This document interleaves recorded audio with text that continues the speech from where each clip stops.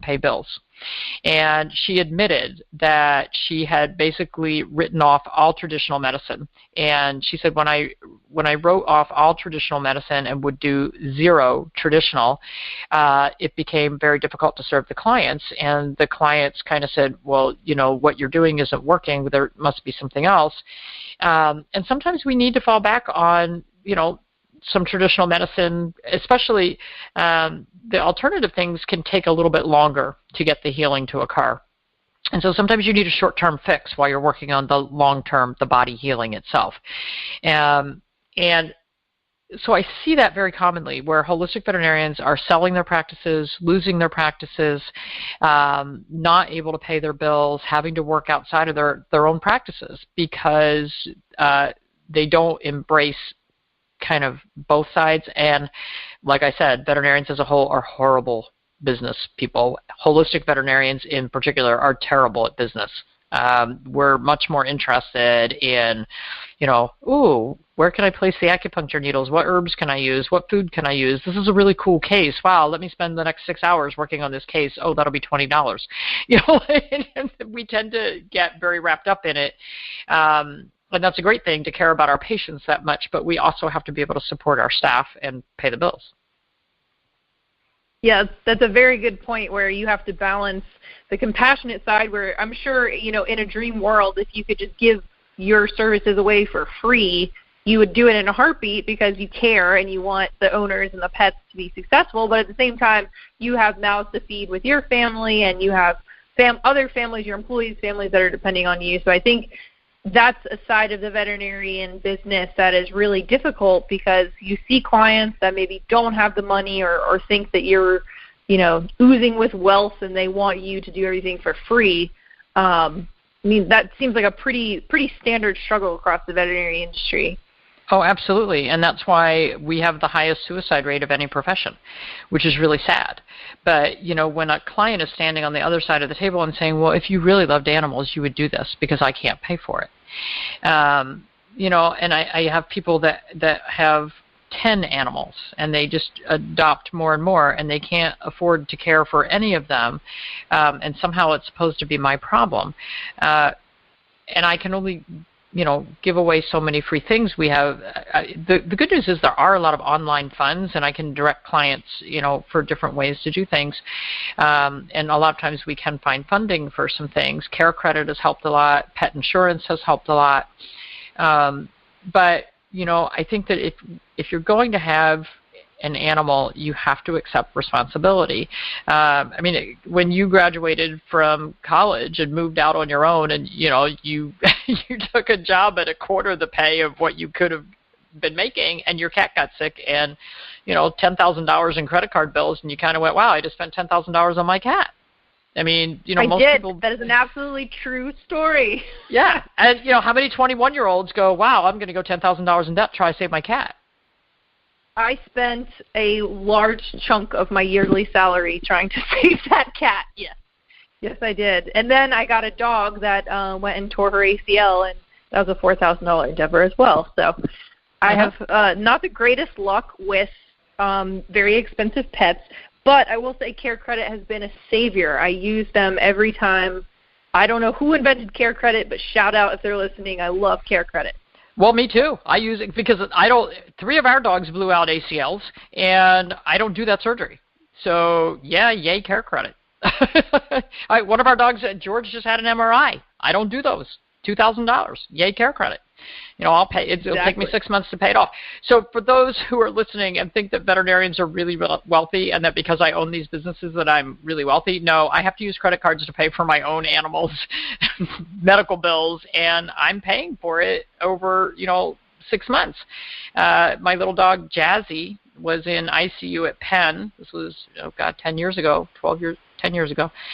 She was in ICU at Penn, and her bill was $15,000, and it took me over a year to pay that off.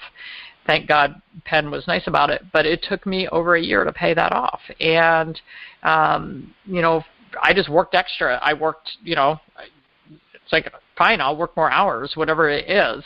For me, I just look at it as that's my pet, that's my responsibility. I took this on.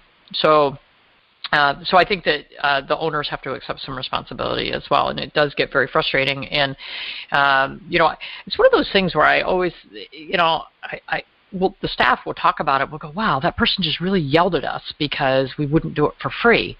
And it's like, my golly, if you want somebody to do something for you, wouldn't it be nicer to be really nice and butter them up instead of yelling at them? Because if you're yelling at me, I'm not going to, I don't know why people think, it's like, you want service, but then you yell. I don't know. It's just the way people are. There's definitely a disconnect, I think, with the perception of being a veterinarian from, the average person's side and then what it's actually like to be a veterinarian. It's not nearly as glamorous or wealthy or fun as, playing with puppies and kittens all day and making millions of dollars. Well, I think that's the dream, but it's not quite reality. It's the dream, but, when you're standing there in a room and there is blood, poop, pee, and anal glands from one end to the other, and you're sitting there with scratches and bite wounds, and you kind of go, oh, that was fun. Mm-hmm.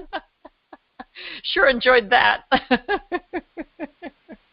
So I guess to wrap up this session, obviously we all love you, all of your clients and followers love you and know that you're amazing as a veterinarian and as a business owner, but what are your quick tips for people that aren't local to you but want a veterinary experience similar to the one that you've created? Is there an easy way to find people that are like you? No. So the first place I would say to look is ahvma.org, which is the American Holistic Veterinary Medical Association, ahvma.org, and you can put in your location and they have a veterinary finder. When you do that, so you bring it up by state, it'll basically give you lists of doctors and their email address, their practice, their website, their phone number, whatever. And it'll also tell you what they're trained in, so whether they're trained in acupuncture, chiropractic, food therapy, whatever. The problem is not all holistic veterinarians are members. There's a lot, but not all. And so there might be somebody really good around the corner that you don't know about, and they're hard to find because, again, a lot of holistic veterinarians don't have good websites, if any website. They might have a Facebook page, they might not. But if you don't know about them, you can't find them. But at least the AHVMA is a good starting point. The other problem is that some people, like I talked about, in a traditional practice, they send one person to learn acupuncture. And, so you think you're walking into what might be a holistic practice because that doctor was listed on AHVMA, and then you walk in and the first thing you see is a huge wall full of prescription diets, and then you see another wall full of things like Bravecto and NexGard and, all kinds of toxic chemicals. And, if you see that, that might be a warning sign. Now, I did have a client from Ohio who drove an hour to get to what she thought was a holistic veterinarian. And she walked in the room. And when she walked into the clinic, she saw all the prescription diets and all the chemical products for sale, and she went, oh, God, this isn't this isn't for me. But then she thought, you know what, I drove an hour to get here for this one particular doctor that's listed on the site. I'm going to give this doctor a chance. So she stuck around, went into the exam room. The technician came in and took the history and did the thing. And so the doctor walks into the room a couple minutes later, and the client pulled out my book, From Needles to Natural. And it's got all its little dog ears and its little, Post-it notes sticking out of it. Wow.